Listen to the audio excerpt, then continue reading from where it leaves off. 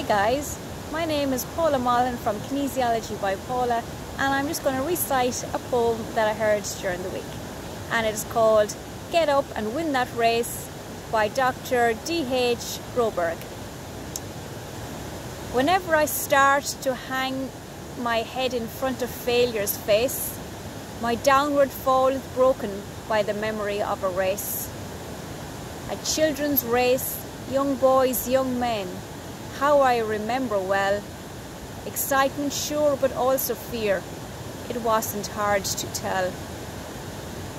They all lined up, so full of hope, each thought to win that race, or tie for first, or if not that, at least take second place. Their parents watched from off the side, each cheering for their son, and each boy hoped to show his folks that he would be the one. The whistle blew and off they flew like chariots of fire. To win, to be the hero there was each young boy's desire. One boy in particular, whose dad was in the crowd, was running in the lead and thought, my dad will be so proud. But as he speeded down the field and crossed a shallow dip, the little boy who thought he'd win lost his step and slipped. Trying hard to catch himself, his arms flew every place, and midst the laughter of the crowd, he fell flat on his face. And as he fell, his hopes fell too. He couldn't win it now. Humiliated, he just wished to disappear somehow. But as he fell, his dad stood up and showed his anxious face, which to the boy so clearly said, get up and win that race. He quickly rose, no damage done, behind a bit that's all, and ran with all his mind and might to make up for his fall. So anxious to restore himself, to catch up and to win, his mind went faster than his legs, he slipped and fell again. He wished that he had quit before, with only one disgrace. I'm hopeless as a runner now, I shouldn't try to race. But through the laughing crowd he searched and found his father's face, with a steady look that said again, get up and win that race. So he jumped up to try again, 10 yards behind it, the last. If I'm going to gain those yards, he thought, I've got to run real fast. Exceeding everything he had, he regained 8, then 10. But trying hard to catch the lead, he slipped and fell again. Defeat, he lay there silently, a tear dropped from his eye. There's no sense running anymore. 3 strikes, I'm out. Why try? I've lost, so what's the use, he thought. I'll live with my disgrace.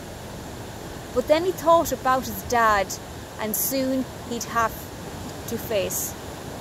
Get up, an echo sounded low. You haven't lost it all.